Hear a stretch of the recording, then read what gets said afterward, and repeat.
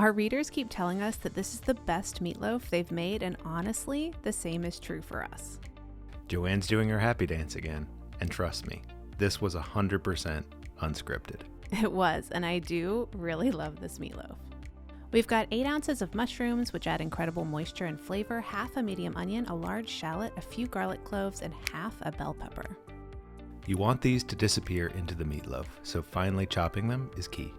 At the stove, melt some butter in a skillet and add your mushrooms. Cover and let them cook down a bit before stirring in the onion, shallot, and a bit of salt.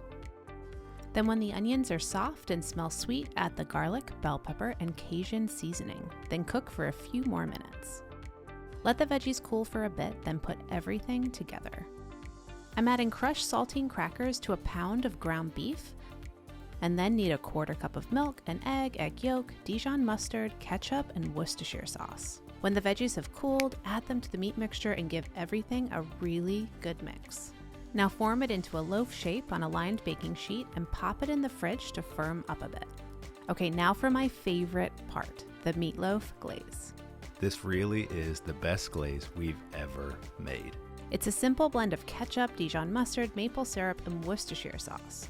Slather it all over your meatloaf and let it chill in the fridge while your oven preheats.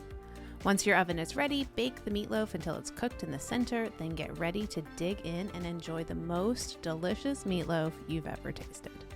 If you make it, leave us a review. We love to hear from you. See you next time.